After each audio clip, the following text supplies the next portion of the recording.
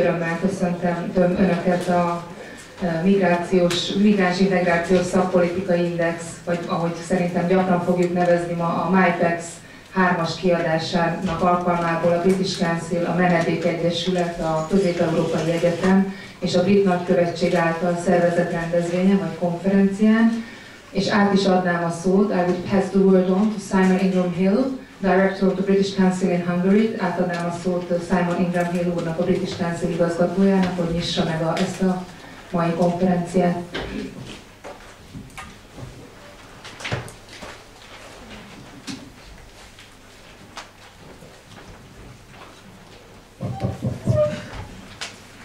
Her Majesty's Ambassador Greg Dory, Academic Pro-Rector of CEU, Catherine Forkos, Director General of the Office of Immigration and Nationality, Susanna Begg, fellow partners and participants. I think the size of the gathering already here this morning is testament to the importance of the subject matter at hand, the migrant integration policy. The British Council is proud to launch today in Hungary the third instalment of the international index, which we call MIPEX 3 for short, involving 31 countries in Europe and North America. We thank our main international partner, the Migration Policy Group, based in Brussels. Also our national research partner, Menedek, our cooperating partners, the CEU and the British Embassy, the European Commission for its financial support, and the Commissioner for Educational Rights for being the Hungarian signatory. For the British Council, this is an important study to be managing. MIPEX promotes transparency and objectivity and provides a valuable tool to EU policymakers. Our role is to set up and stimulate debates among stakeholders in each of the 31 participating countries during these few weeks, to deploy our management skills to run a complex project such as this, and to utilise our network within each country to connect civil society organisations, policymakers, think tanks, ministries and the public together in a forum like the one here today. Realistically, though, we could not begin to address all 7 policy areas covered by MIPEX in one day. So we chose 3.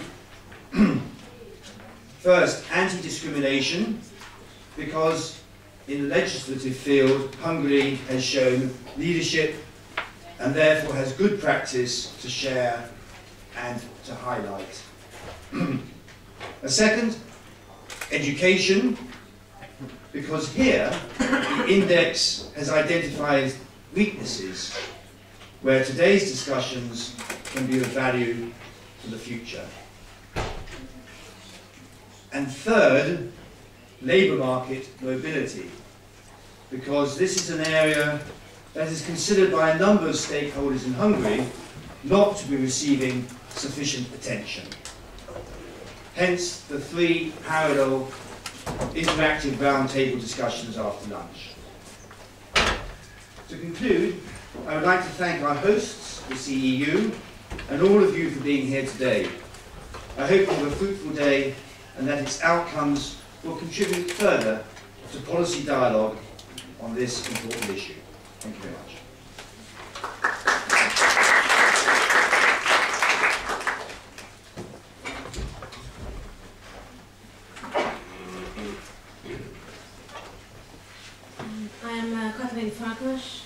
Provost and Academic Pro-Rector of Central European University, and I'm delighted to be able to welcome you on behalf of the host of this event, Central European University. This is an event that speaks to this university on a number of levels, because the topics that are covered by MIPEX 3 and today's conference are, of course, of great interest to a number of disciplines that are taught at this university. I mean, I am myself coming from a field that doesn't have a direct interest in this, perhaps. I'm a philosopher. Of course, the issue of migrants and their experiences raises some very deep philosophical questions as well. The notion of a state, the notion of the responsibility of a state for everyone who is living within her boundaries. But other disciplines like political science, public policy, international relations obviously have direct and strong interest in these topics. And since this index focuses on the European Union, and the Central European University has considerable expertise in European Union research, the topic of this conference is especially welcome for us. There are other disciplines which we have at this university, economics or environmental science, which also deal with various aspects of migrant and their experiences. Not only on a disciplinary level, but also on a personal level. I'm sure this is an important question because CEU community is a very international community, and being a migrant, experiencing a migrant life is actually something that is a personal experience for a number of people among us. I hadn't been aware of the existence of this index before I was invited to open this conference, and I'm very glad that I learned about it. I actually yesterday discovered what an incredible wealth of data this index contains when I was browsing on the internet site. Perhaps this is not the primary use of the index, but I also discovered it's excellent for structured procrastination because I was supposed to be writing a paper, and instead I spent about an hour generating different charts and comparing various numbers. And I was very interested to learn what was already mentioned by director of so that Hungary scores very low in the education sector, and this is of course of special interest for us as an education institution, although of course we are higher education institutions, our interests are somewhat different. At the same time, I was also very glad to see that my home country scores very high in the anti-discrimination measures. So I'm very much looking forward to this conference. I'm very much happy that we are in this conference together with the co-organizers, the British Council, Menedek, and British Embassy, and especially like welcome here a representative of the provincial government. I hope you all have a fruitful day, and thanks for coming.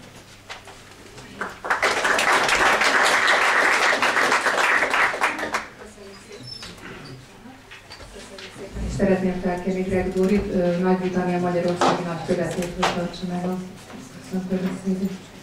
Well, thank you very much, Madam Provost, an academic pro-rec at the Central European University, Madam Director General of the Office of Immigration and Nationality, distinguished guests, dear colleagues, ladies and gentlemen. It's really good to see so many of you here today.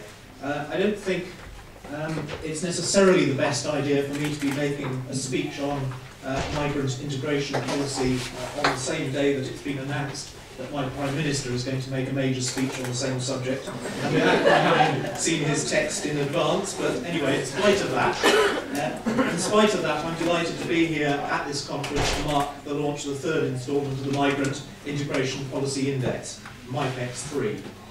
Now, since it was first published in 2004, MIPEX has been a really valuable source of information which assesses and compares, contrasts and suggests improvements to the integration policies of over 30 countries, as you've heard. Using 148 policy indicators, it provides governments, NGOs and the public with a great research tool and a reference guide that can identify best practice in many different parts of Europe and Northern America. But I think it's fair to say that there is no one single perfect way to integrate migrants, or an ideal set of conditions which can be applied to them in all circumstances, irrespective of the context. A very common set of problems faced by immigrants, however, is discrimination and often outright racism. And like Simon Ingram Hill, I would also like to acknowledge the leadership which Hungary has shown in putting in place legislation in this area. The United Kingdom has struggled with these problems for a very long time. But in the past few decades, successive governments have dealt more robustly with discrimination and racism, and with some success. Indeed, over the past 4 decades, anti-discrimination legislation has played an important role in helping to make Britain a more equal society. And we've seen a significant improvement in the circumstances of migrant communities in the UK.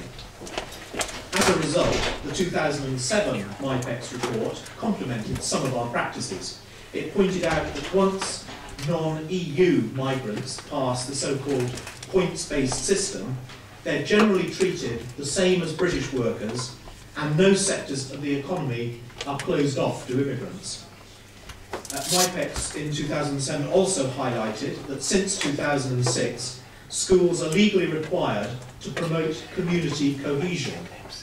Citizenship education is now part of the national curriculum, which also focuses on identity and diversity as a cross-curricular dimension. But the report also highlighted a few shortcomings as well.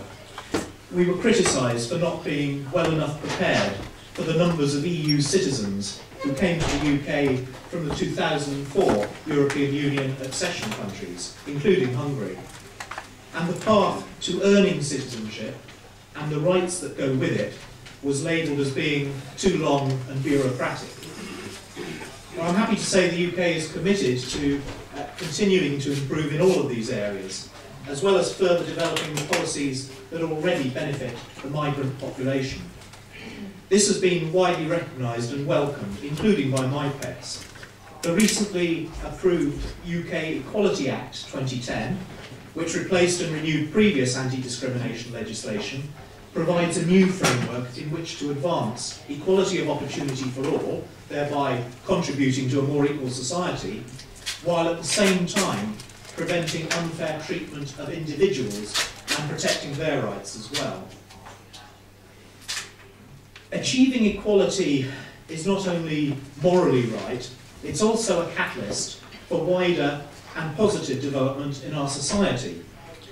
Equality of opportunity in the labour market can bring considerable economic and social benefits. In particular, it can increase the supply of labour and improve the efficiency with which human resources are used, reducing labour costs and raising collective income. And it can also help to reduce social inequalities.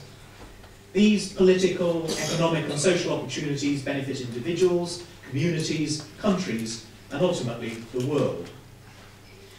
A few years ago, the Government Equalities Office was established in the UK, and this provides the government with advice on all forms of equality, including of race and religion, both of which are highly relevant to the immigrant communities there.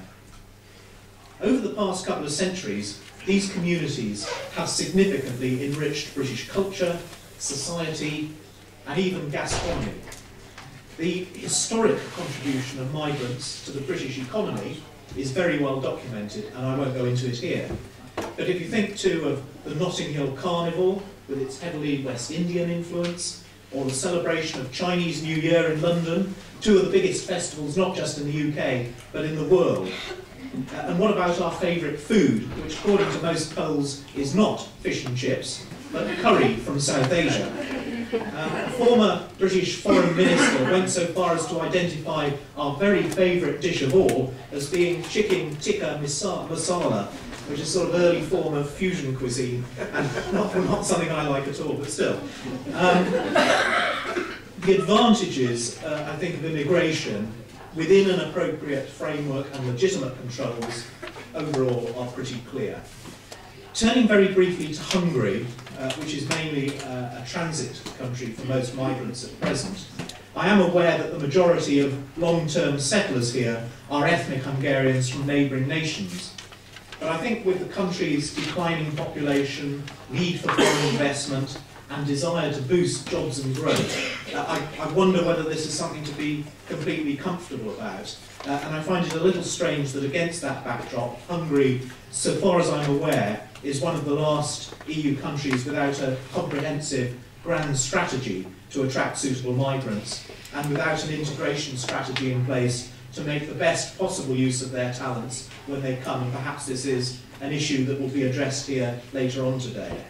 Can I thank the British Council, Simon, for the initiative of this conference, and can I thank the Central European University for hosting the discussion, which as always they do brilliantly, and to all of you here today for attending. I think it's great to see such a good level of interest in this important subject. I'm afraid the story of my life is that I'm allowed to come and address conferences like this on fascinating topics and then have to dash off to the next event, whereas I would much rather stay with you and listen to what I'm sure will be a fascinating discussion. But I'm afraid that's the situation today, and I shall have to slip away quietly after the opening statements. But could I, in spite of that, wish you all a very successful conference, and I look forward very much to learning about your conclusions. Thank you.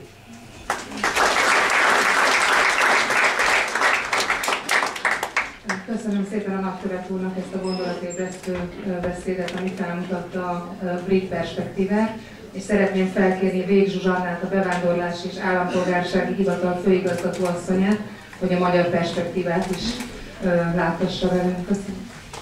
Köszönjük szépen a nagykövet úr, az igazgató tisztelt hölgyeim és uraim.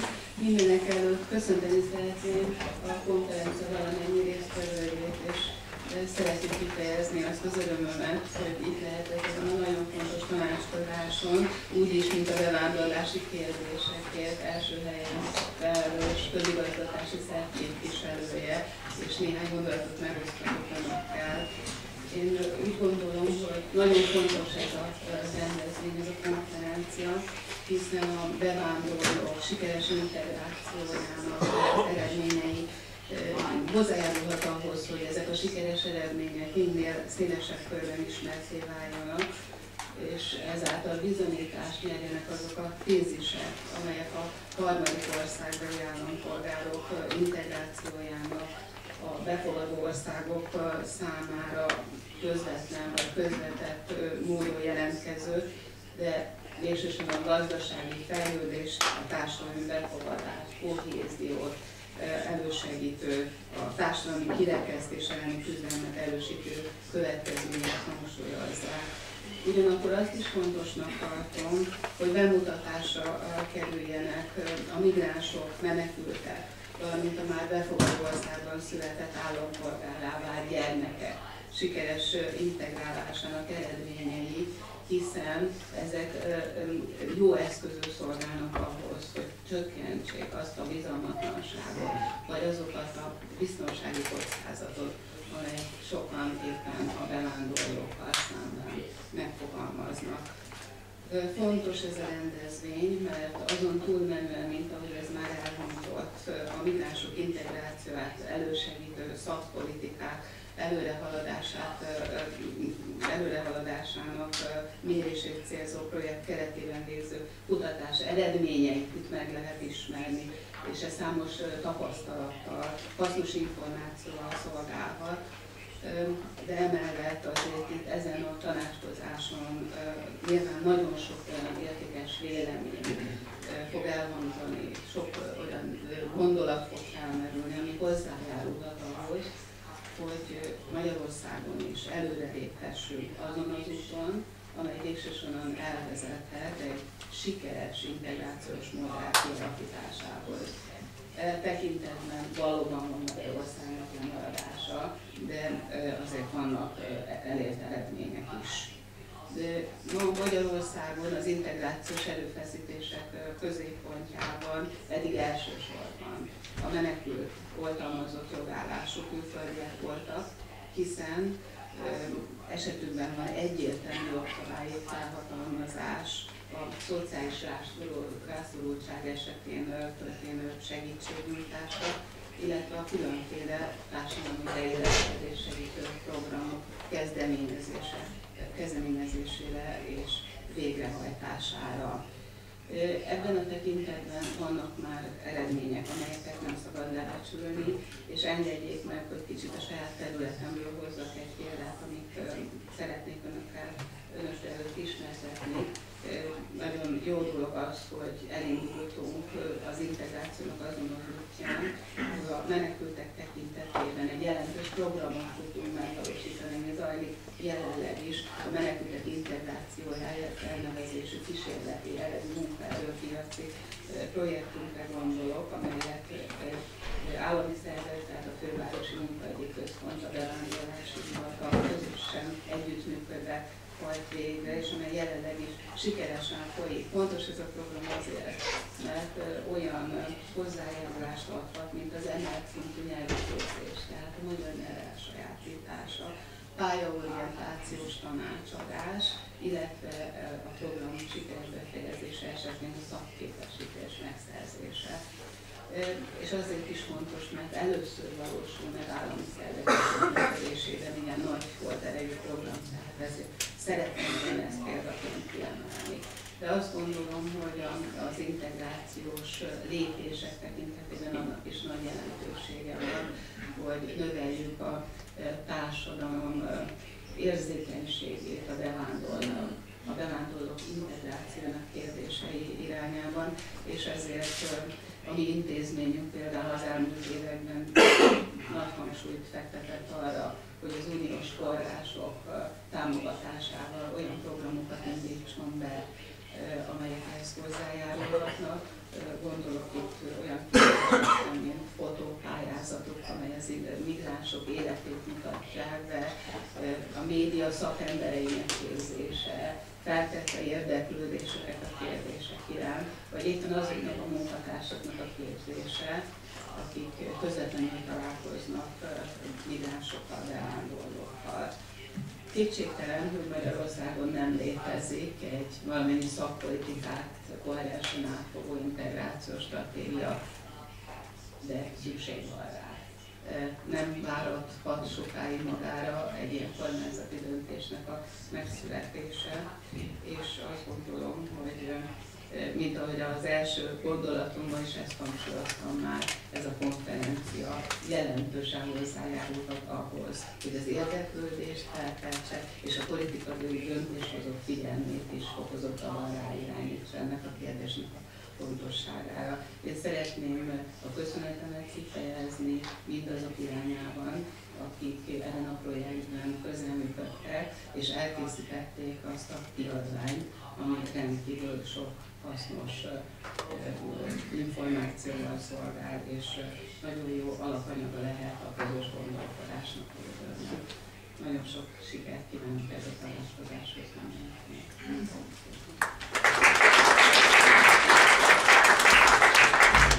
Köszönöm szépen főigazgató asszonynak, hogy bepillantást nyújtott a Magyarország integrációs munkába, és szeretném felkérni, I would like to ask Jan Nissen, researcher and director of the Migration Policy Group based in Brussels, our main research partner in MIPEX, to introduce us this amazing tool that we started to talk about today. Megkérni Jan Nissen urat, a Migration Policy Group, a British Council főbb kutatási partnerének vezető kutatóját és igazgatóját, hogy mutassa be azt az eszközt, amiről tulajdonképpen a mai konferencia szól.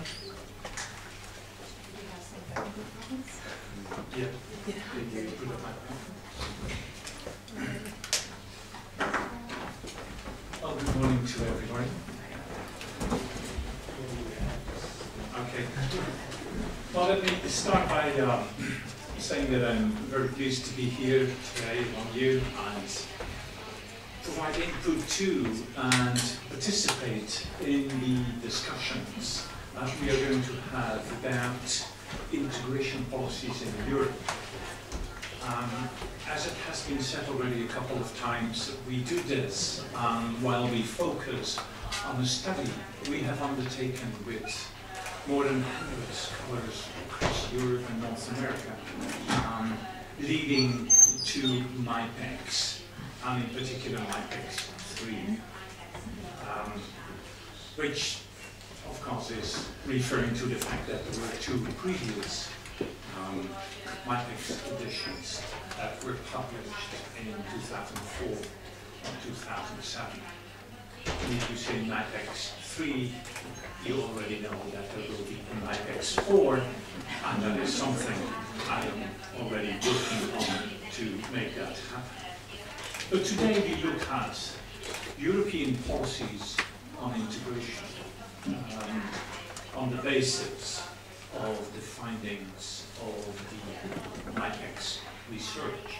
So it is a pleasure to be here, to see some of you who have been involved in the work.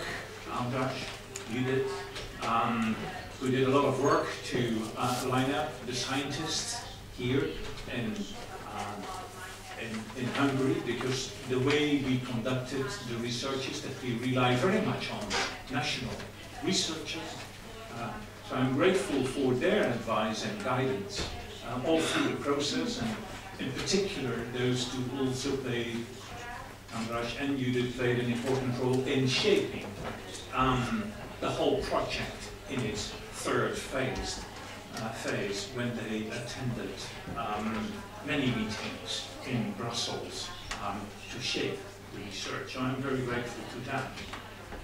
And all the others that I should thank have already been thanked by the ambassador or other speakers before me. So this is where we are, MIPEX 3. What I will do in the coming 20 odd minutes, I will present the overall results.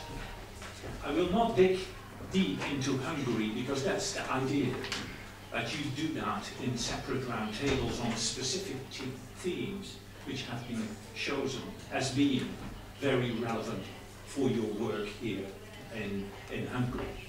So I'm not going to say what you and how Hungary is scoring on all of those areas. I'm going to talk about it, but I will briefly point at tendencies in Europe, and then you can find out yourself how Hungary relates to that.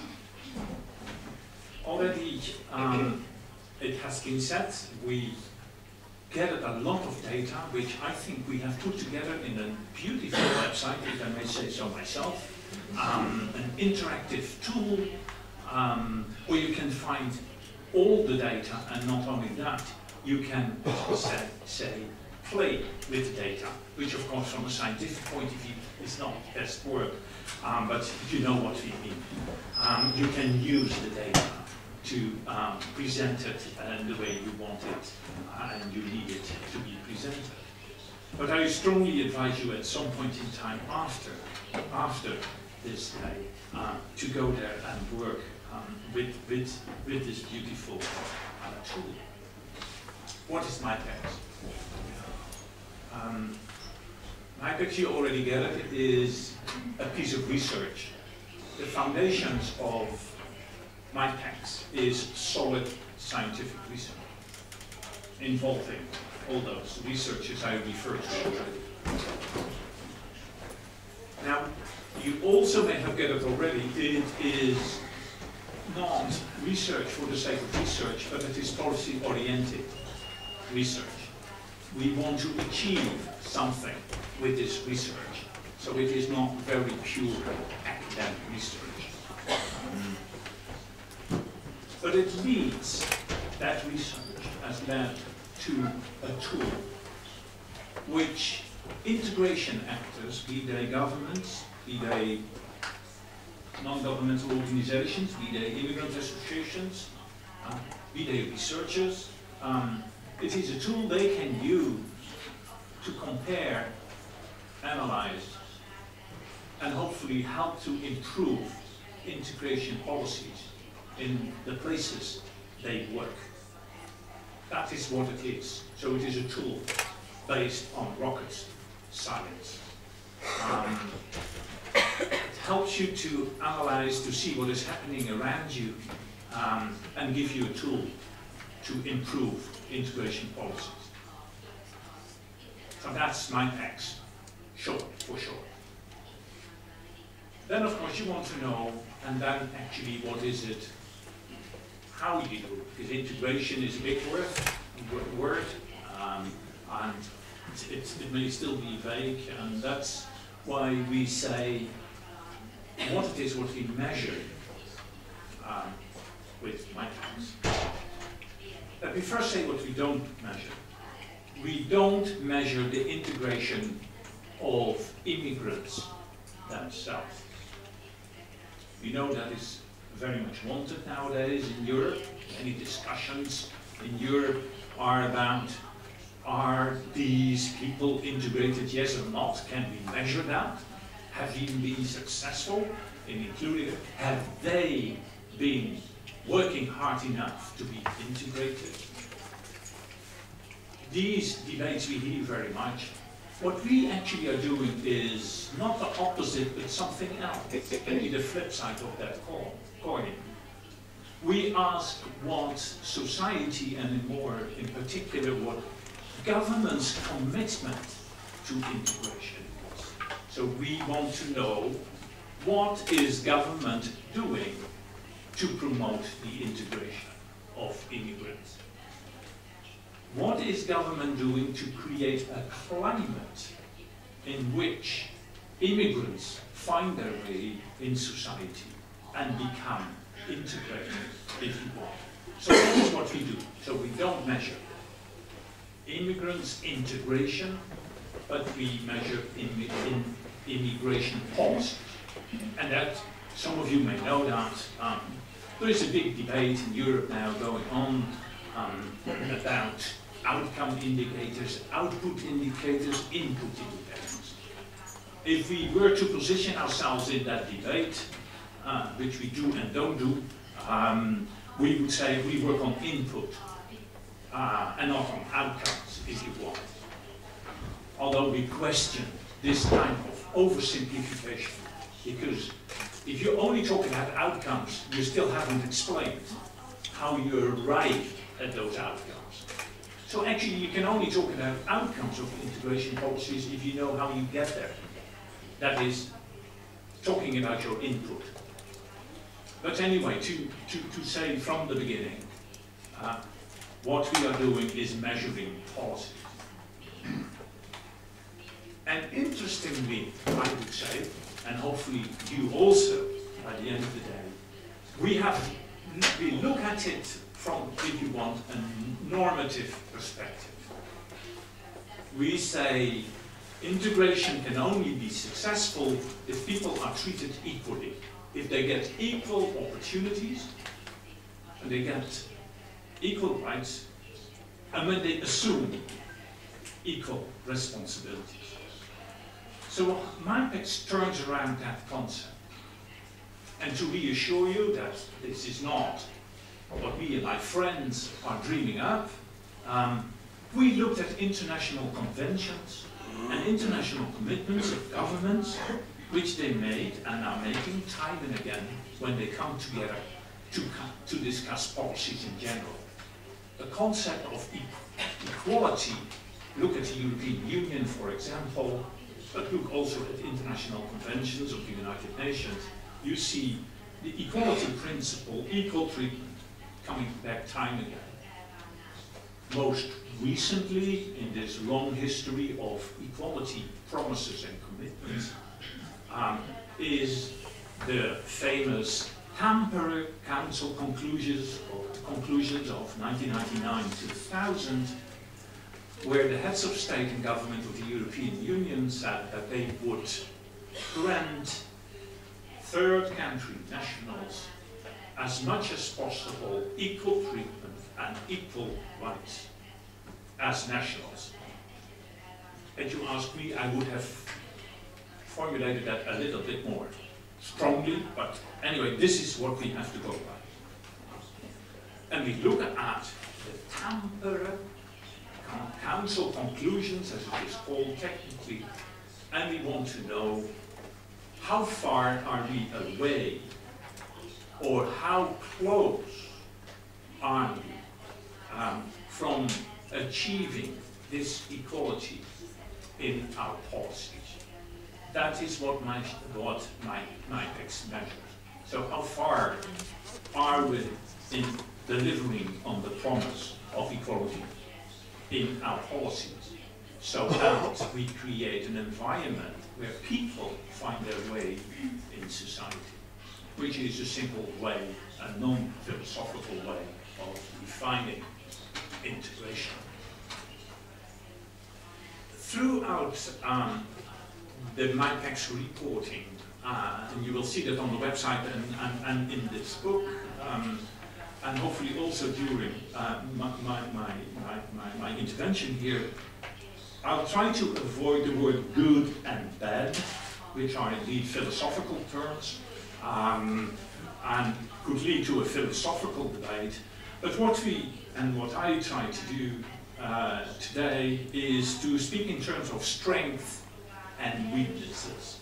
What are governmental policies' strengths and what are the weaknesses? And if every now and then the term good and bad slips in, I only apologize.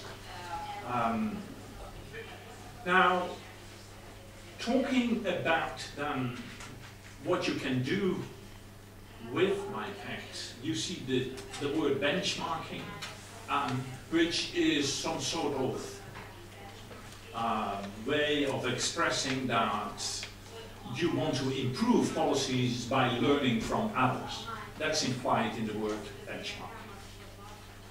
And what it is, what you want to do as integration actor, you want to find out who's doing what to achieve and to deliver on the Tampere agreements. You know, how far are we from equality and how far away can we learn to improve? And we have done it in such a way that it is a quick reference document. Now, if you use it, and I hope we will achieve that today as well, we help to bring maybe some rationality into the often emotional debates on immigrant integration. We provide facts, figures, and you may not always like them, but facts are facts. And as I heard from a previous speaker, it is a good time to begin to think about these kinds of things more seriously in Hungary, since an integration plan apparently is in the pipeline. So now I hope we got an idea of what MIPEX is. We can dig a bit deeper. Well, the first thing we say is that it is the largest and the biggest, so this is a bit self-promotion. Yes, it is big, it is large, it's huge. I said already, 100 scientists. We work together with 7 research institutes in Europe, including the one Judith Totis is associated with here in Hungary, because you need scientists to keep us on the right scientific track, so to say. And then we had those 100 scientists or scientifically trained practitioners that help us to dig up the facts. Now, integration is a broad area, and we managed over the years, we gradually expanded to cover 7 areas. And I'm sure you're going to say, but I see things missing, then I will say thank you very much. Make my life more difficult by adding more work. Thank you. I hear you, but I have to ignore you. This is what we could do up to now. So we are gradually expanding the areas. But as far as MIPEX 3 is concerned, we are at 7. And we think that those 7 areas cover a great deal of what integration is all about.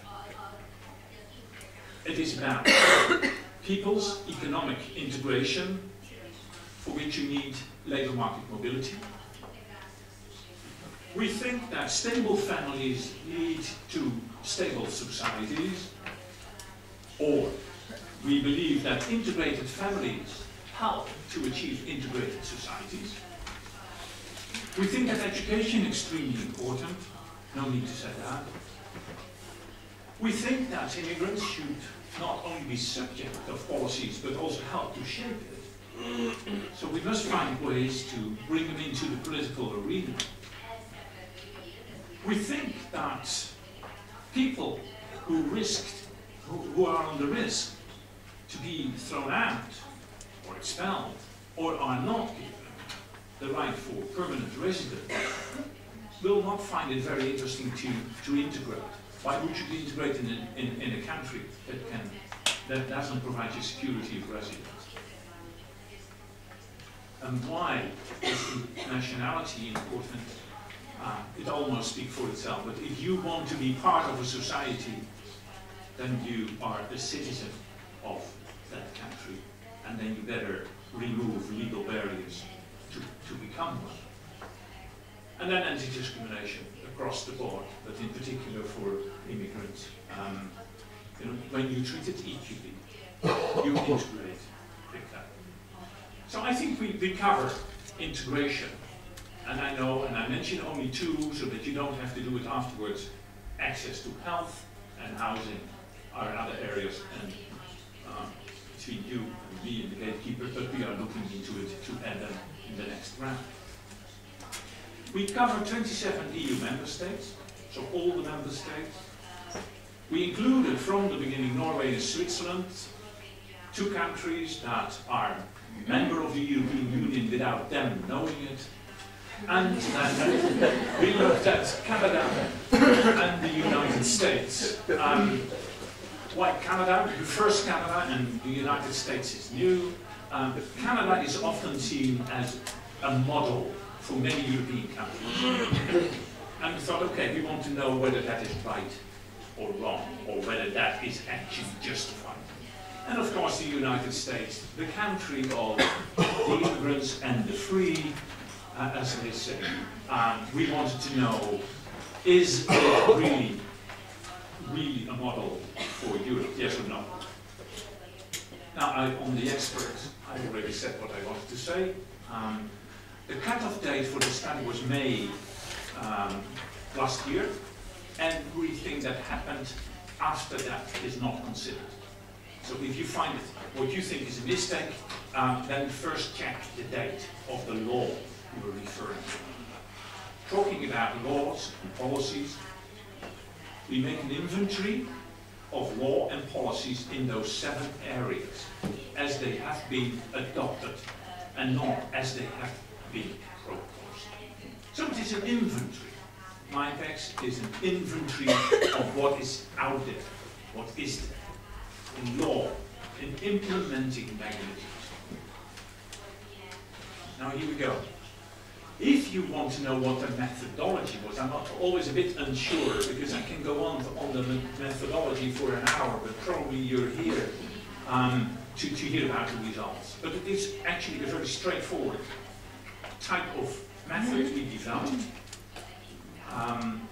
We came up with 148 indicators which relate to those 7 policy areas.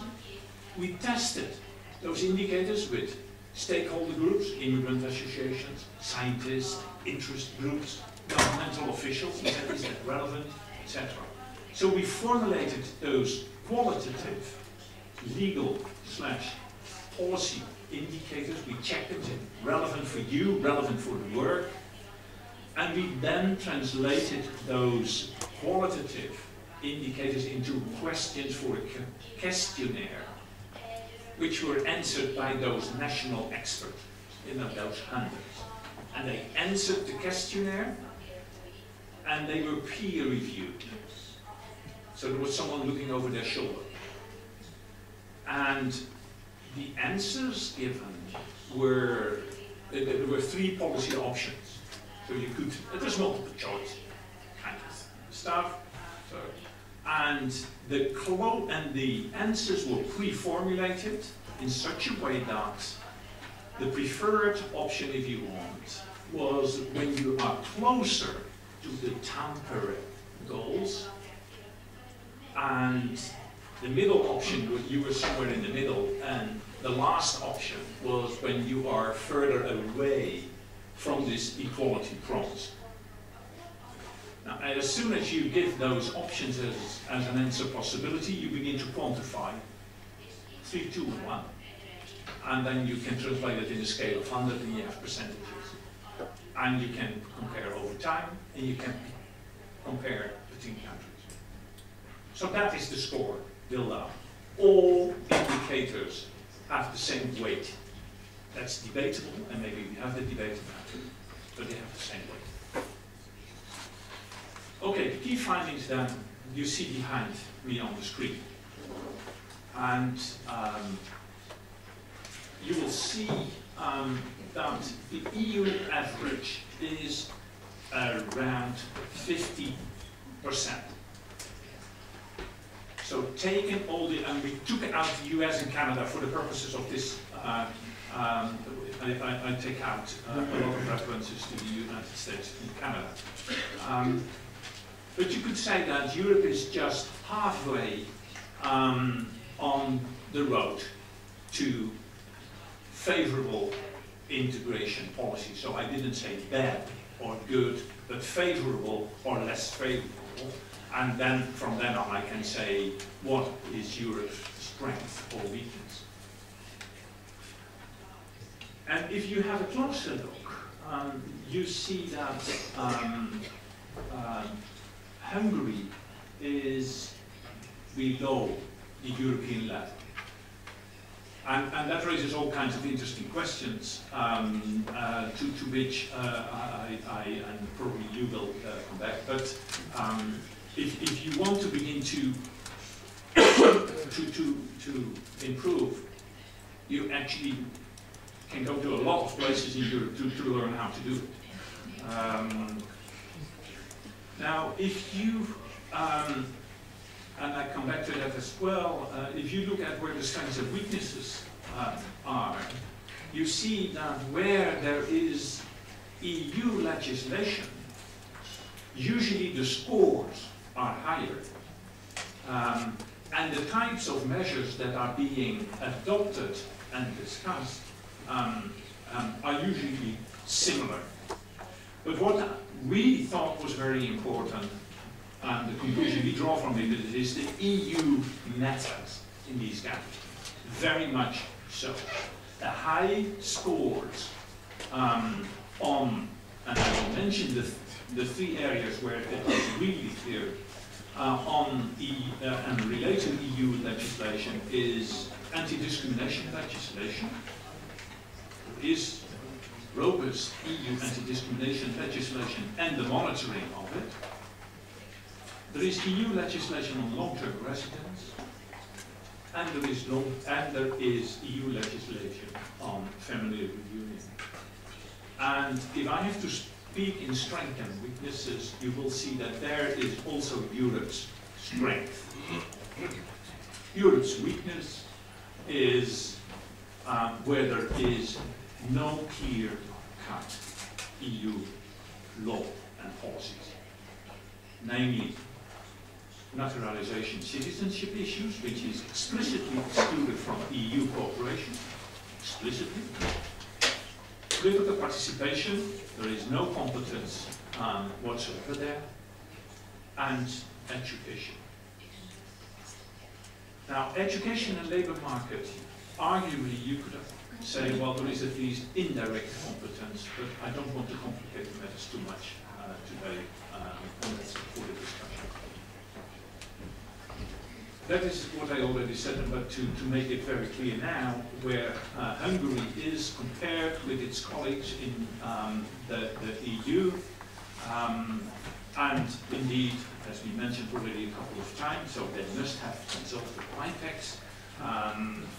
On anti-discrimination, you are even above European average. Family reunion, long-term residence, and what is it? Those two, you are on the average. And after what I've said about EU legislation and its influence, that doesn't come as a surprise. So there is clearly a compliance issue here. But on other areas, you here in Hungary are below the European average. If I go briefly back to this ranking table, ranking for us, by the way, was not a big deal, but this is to get attention, and we get a lot of attention because of that. And so that's why I wouldn't spend too much time on it. But what is interesting to see here is in the first 10 countries, you see Canada and the United States, let's say the traditional immigration countries. And you see 5 new immigration countries in Europe, and then 5 more established countries in Europe. And that is very interesting indeed. And that is why we say what is important is not only tradition and experience. We know that the Netherlands started to work on integration already 25 years ago. Yes, we know that Canada has a long tradition, etc. Now,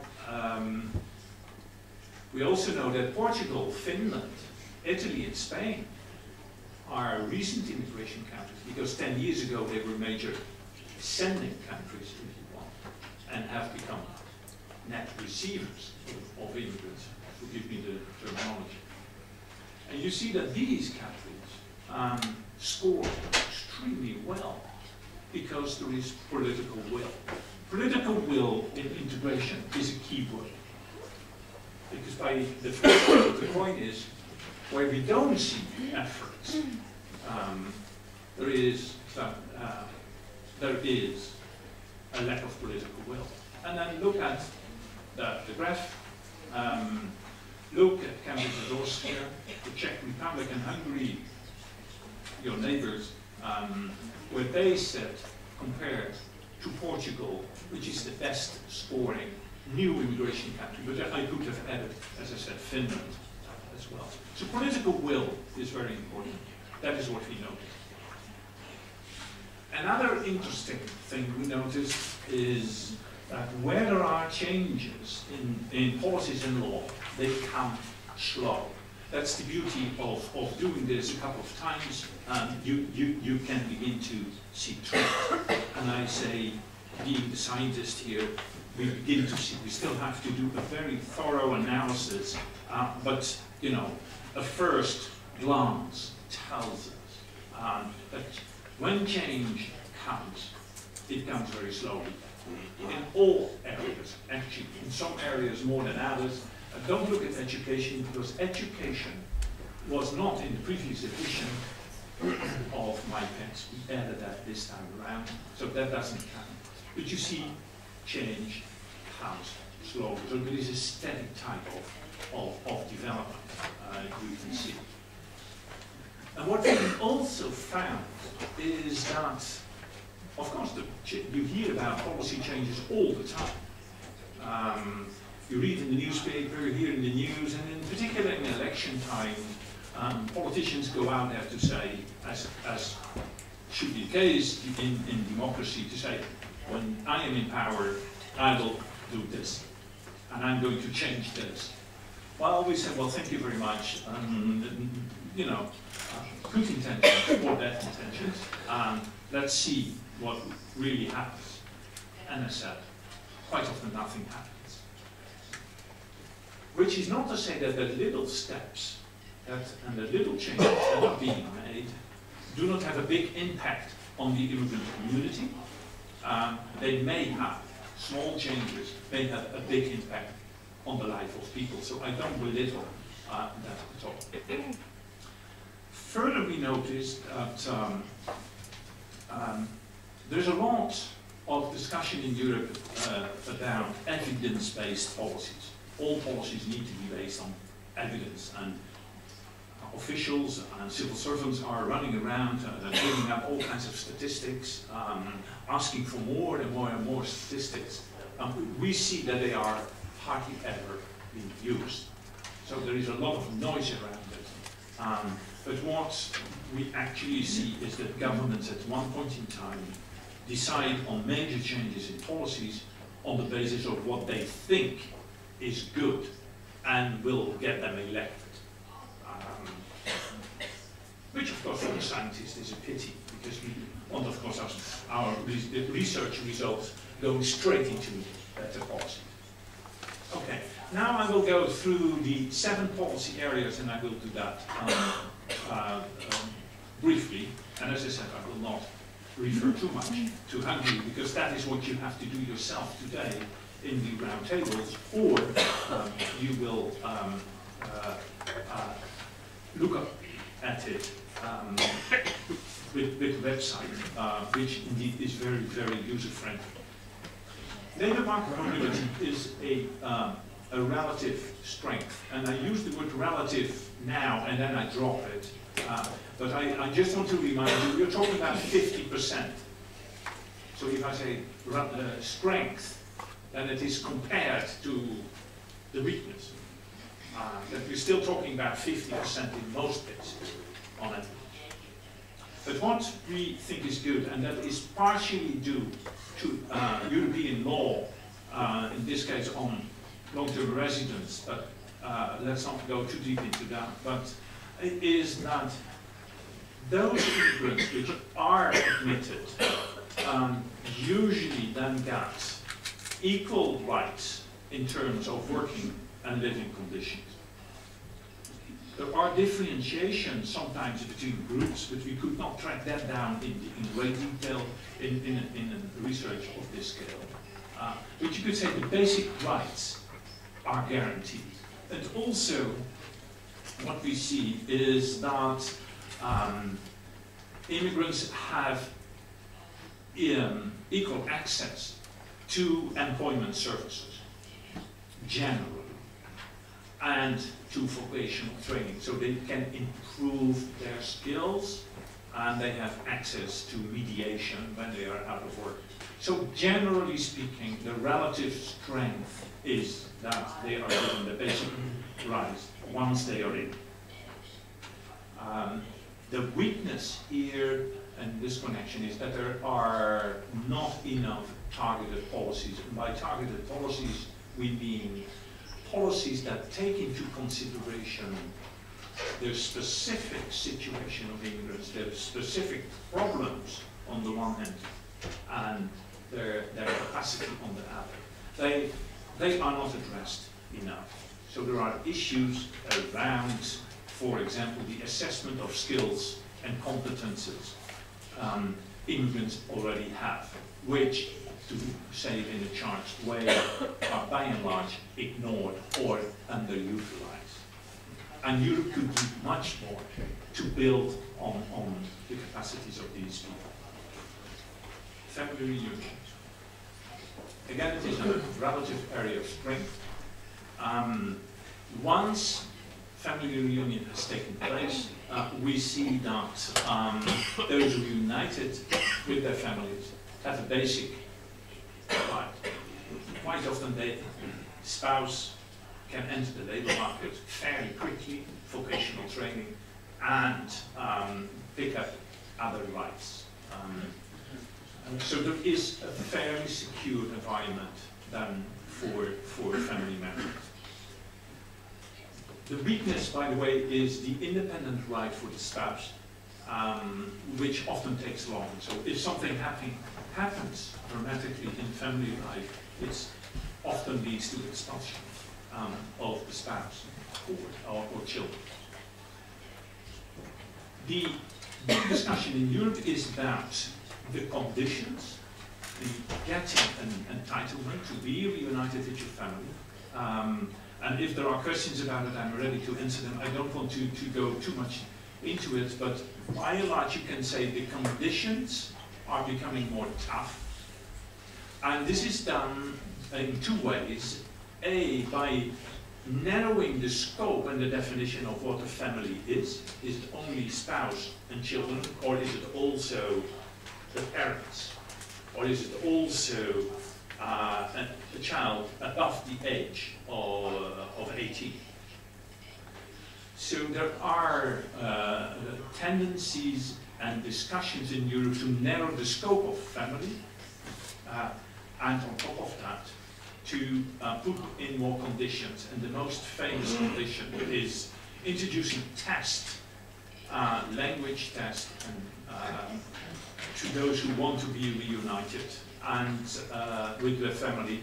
And the test can even, in some countries, it is proposed already practiced, that these tests the language test will take place in the country of origin, so before uniting. So the conditions, we have to keep an eye on that. The conditions are toughening up, and the scope of family is narrowed. It is interesting to note, and that is one of the things we are doing now in what we call secondary analysis, so I say it with some caution, but we see that usually those countries that have a wider definition of family are also more flexible on the conditions. And the idea you could easily imagine is, of course, they really respect family life and define the family broader, and then also want to do as much as possible to get the family together, so be not as tough on conditions.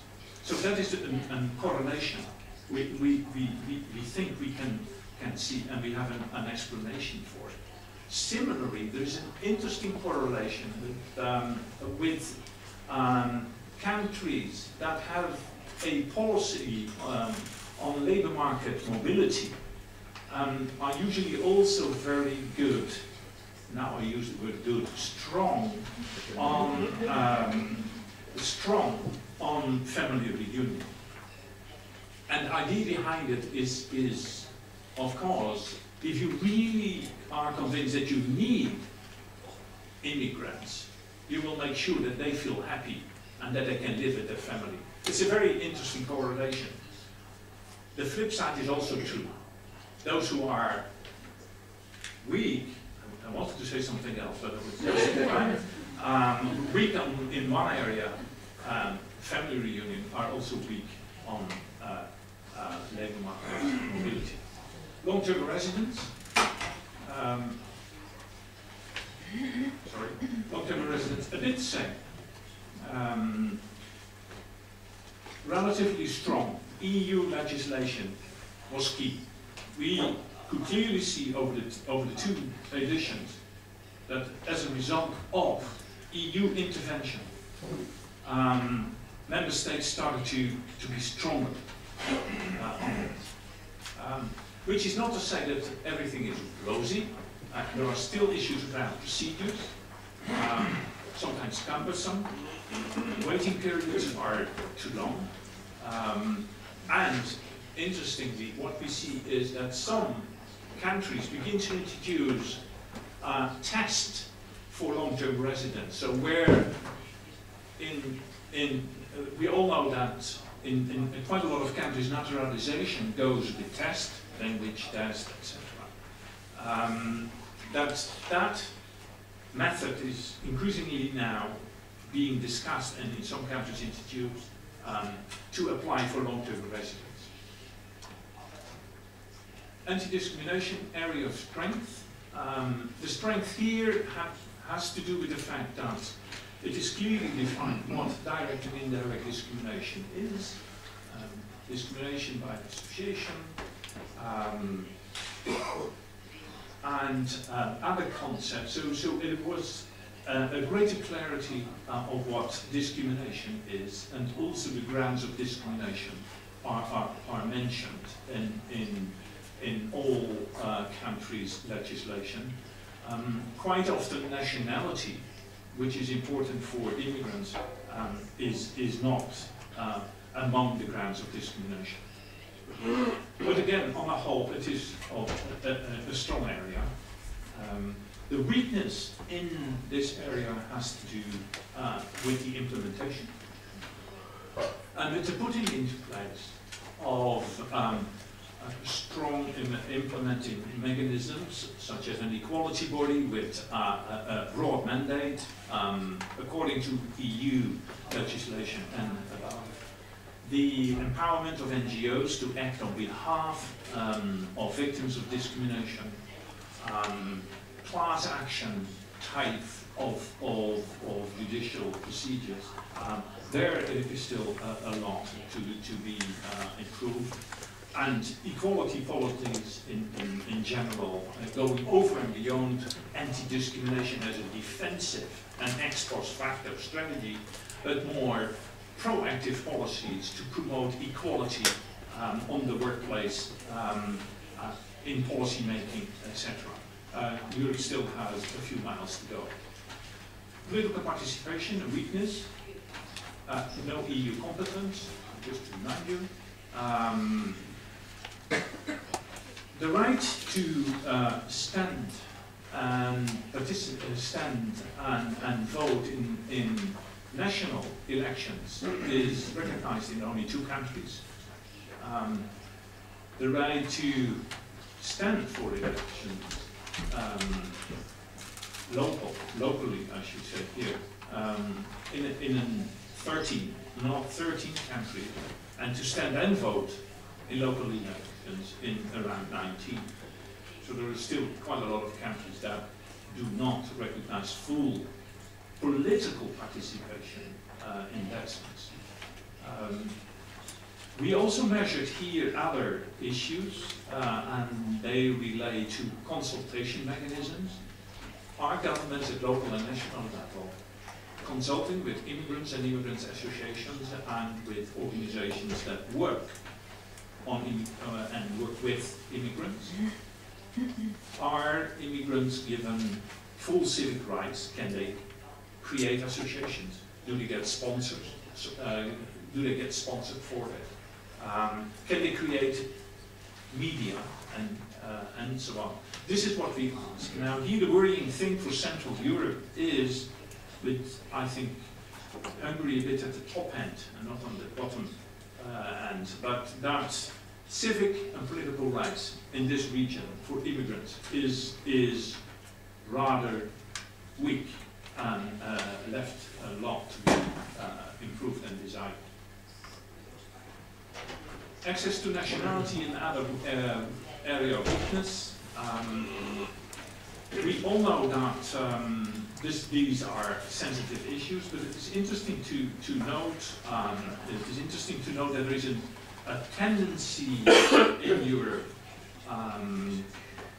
whereby the number of years you need to wait before you can apply for citizenship is decreasing and is now on an average 7 years. And I do not know where Hungary is on this one, but we can find out here if we want. So the number of years are increasing. In many countries it was 12 plus, and then of course 5 years is a lot.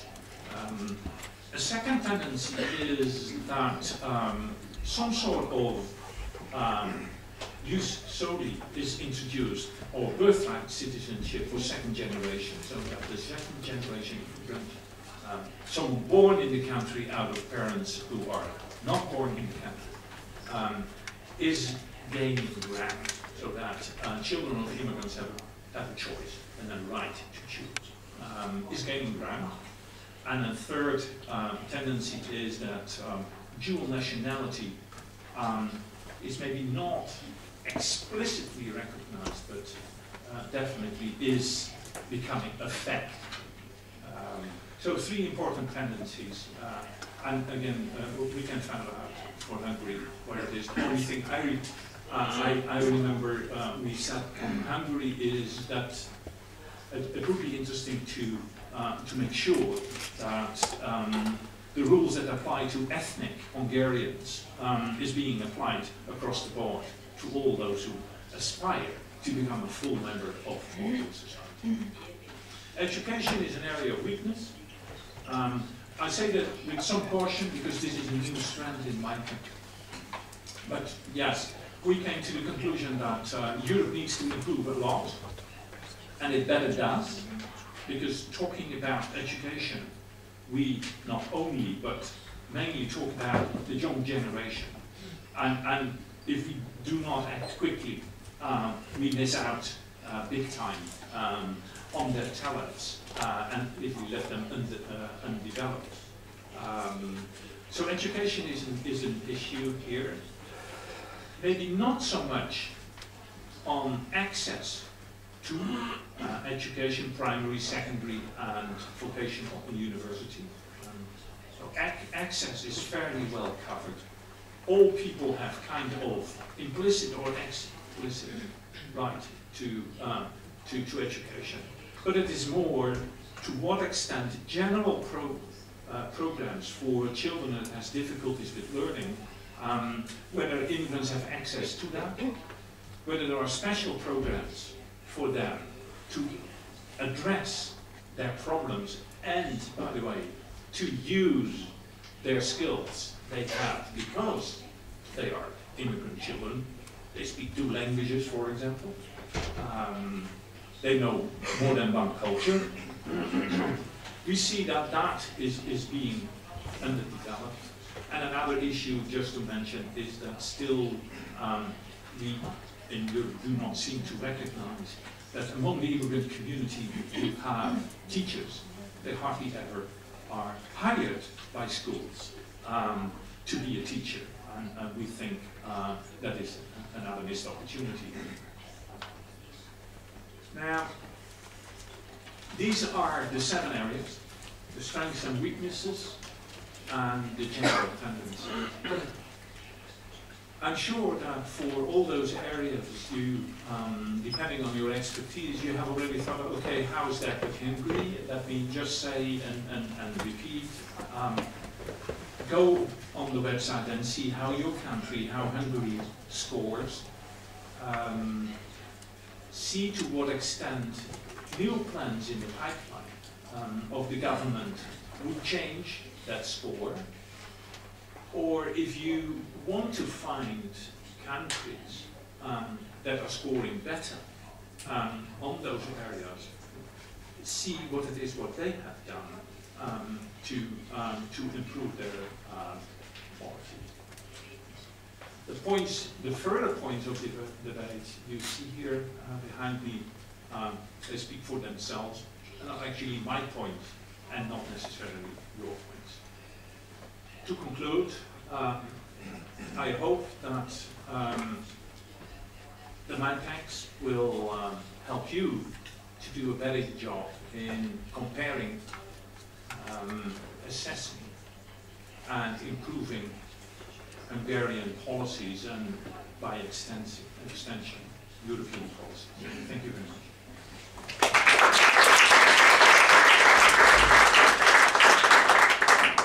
Köszönöm szépen Jan Nielsennek ezt a nagyon alapos bevezetőt a MIPEX harmadik kiadásában, és mivel mi elkötelezettek vagyunk a dialógus mellett, ezért itt szeretünk volna hagyni egy kis időt a kérdésekre is, persze annak tudatában, hogy a legfontosabb dialógusok a kávészünetben szoktak létrejönni, ezért egy jó hosszú kávészünettel is gondoskodtunk erről, de szeretném kérni, hogyha esetleg van most felmerült kérdésük, akkor azt tegyék föl, és itt van lehetőség, hogy Jan megválaszolja.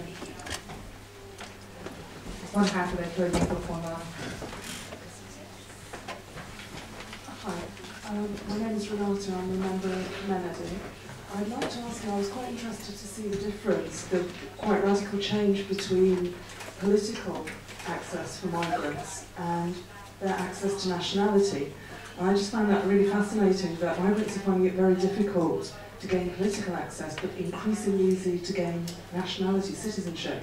And I'm just wondering whether, would I be right in assuming that the impression is that countries are using nationality as a sort of benchmark or a substitute, if you like, and saying, well, we don't need to give immigrants, migrants, access to the political system until they become citizens, because then they'll get it anyway. And is this, in a way, becoming an excuse for not allowing some sort of integration to the political system? Thank you. Yeah.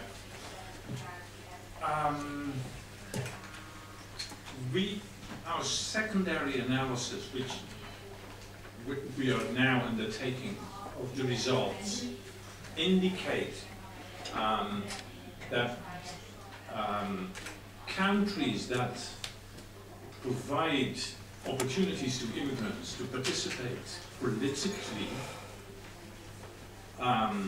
countries that do that are also the same countries that facilitate fairly rapid naturalization. So they do both. And that countries that are weaker on both, are weaker on both. So that is a tendency, and I'm sure there are exceptions. That's the charm of general rules. There are exceptions, but we think we have been able to establish that. I know of some countries in the past, at least, they said indeed, we don't give the right to vote because that's only for nationals, and they have to become, immigrants first have to become a national, a bit like you were saying. So there is no need to do it. But basically, this trade-off is incorrect. Köszönjük. Van esetleg még kérdés? I'm from Hungary, from Debrecen University, so I'm asking in Hungarian. Nagyon köszöntem az előadásnak azokat a gondolatait, amikor kiemelte előadó úr, hogy nem csak nemzeti keretek között, hanem egyéb aspektusban is lehet vizsgálni a problémát. Konkrétan Magyarországon a keleti régiók jóval terheltebbek, mint a nyugati régiók.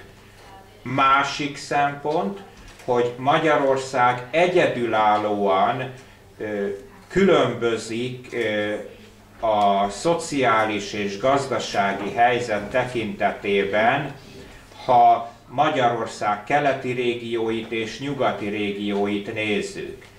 Ez elég egyedülálló Európában, hogy egy országban ennyire különböző a helyzet egyéb szempontból, és a hátrányos helyzetű keleti magyar régiók vannak megterhelve az immigrációs problémákkal is. Ezért logikus, hogy az Európai Uniónak az a szerkezete, amely a régiókra épít, és nem elsősorban csak az országokra, az nekünk segíthet. Kérdésem az, igazolja-e előadó úr az optimizmusomat, hogy az Európai Unió adminisztrációs szerkezetében a régióknak a felerősítése az ebben a problémában is konkrétan segíthet. Köszönöm szépen!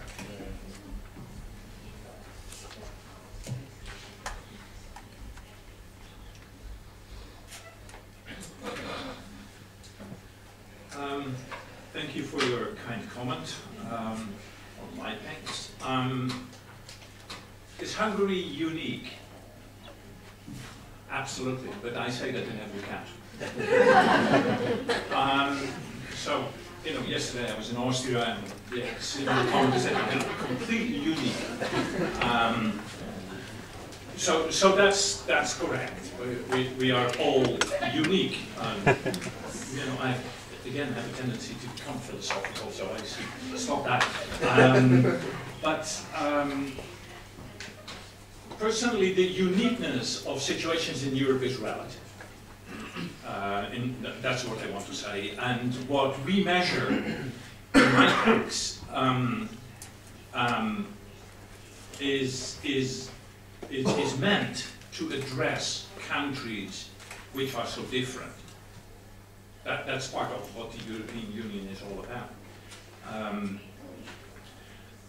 And when I made references to Central Europe, or, well, I didn't use the word Nordic today, but sometimes I do that, then it is more to group them around themes where we see similarities. The Nordics, with the exception of Denmark, are usually doing well on immigrant integration. The Iberic Peninsula is catching up rapidly on integration. God knows what's happening now in a time of crisis. So in that sense, I made references to East and West. The policies we measure are all, but maybe one, national policies. They pertain to the authority, or they have to do with what is vested in national ministries. At least to our knowledge, but we know that policies around family reunion are not decided in regions.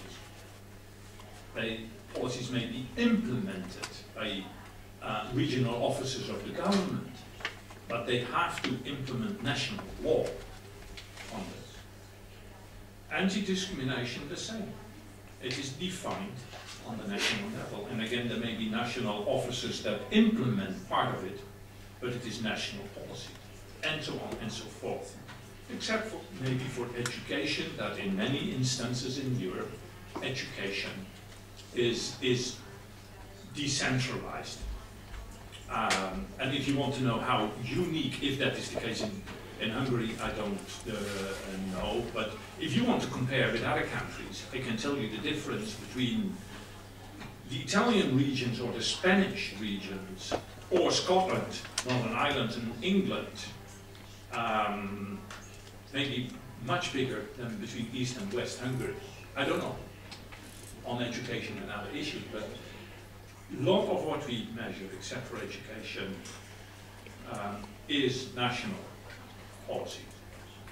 And where there is explicit decentralization, for example on education, we have looked at main regions or cities. And we did it at one other place, and that was on local consultative mechanisms for immigrants. We looked at big cities. But again, this was then about implementing what the law provides or prescribes. So in that sense, I'm afraid, keep on looking at the regional level, because there is enough to do on the regional level in terms of implementation and in terms of other dimensions of integration, for example, the social dimension, which you can maybe better tackle at the regional level. And in that sense, it is indeed good that in Europe, the Committee of the Region, where the regions meet, increasingly begin to deal with integration. But then it is more on social than on the political, juridical issues we have covered.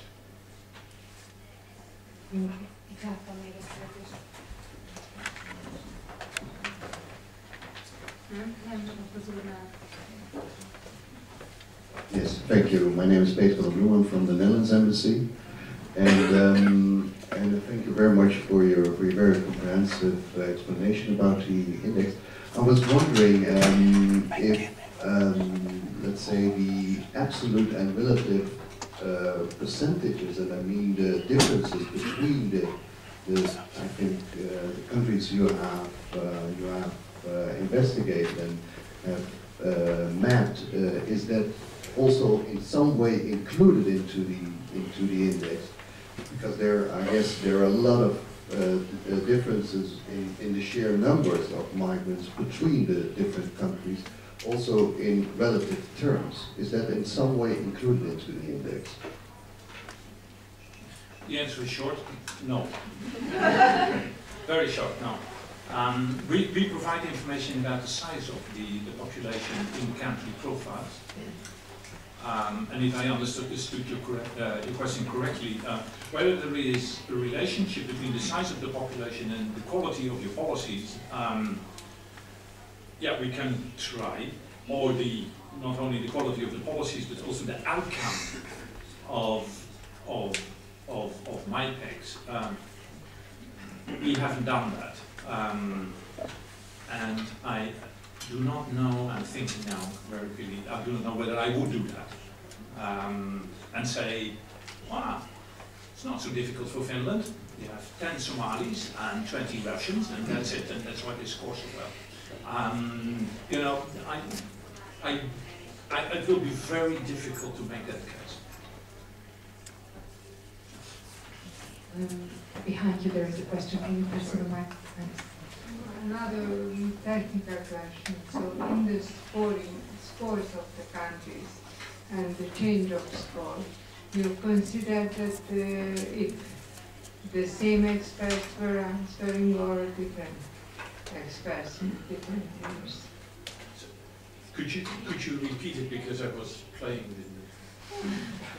So when evaluating the scoring, it would be good to know if the same experts were answering or not. Okay. I'm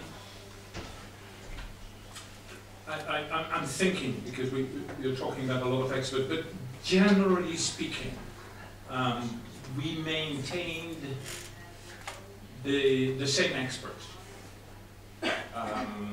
over those 6-7 years. So there are people who do this, who have done that now for the 3rd time.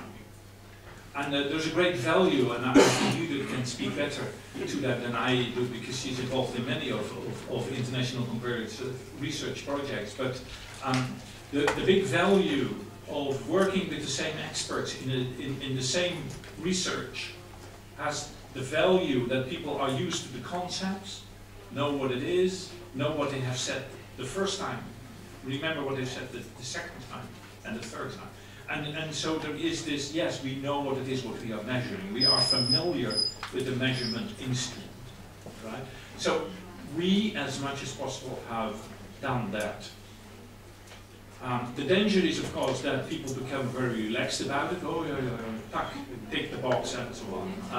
So we, at the same time, you have to be very, very wide awake and see, hey, are they really still on the ball? Are they still sharp enough? And there are ways to keep scientists sharp. For example, not turning to them early in the morning. But we kept them, and we stepped up our check and control mechanism. It is important to say in this context that the experts were asked to refer to the law on which, or a policy document that was adopted, to refer to it. So we are not asking the opinion of the experts, or what do they think is going on, but we always have them referring back to the documents where we could find it. This is another way of saying we were pretty tough in accepting their answers. Köszönöm szépen, thanks a lot, Jan. And Jan will be here with us the whole day, so you will have the chance to approach him, I believe, and ask your questions. Jan itt lesz velünk egész nap, úgyhogy lehetőségük nyílik majd arra, hogy kérdezzenek tőle. Én most ezt a szekciót lezárom, és egy 25 perc múlva a kávészünet után ugyanígy találkozunk.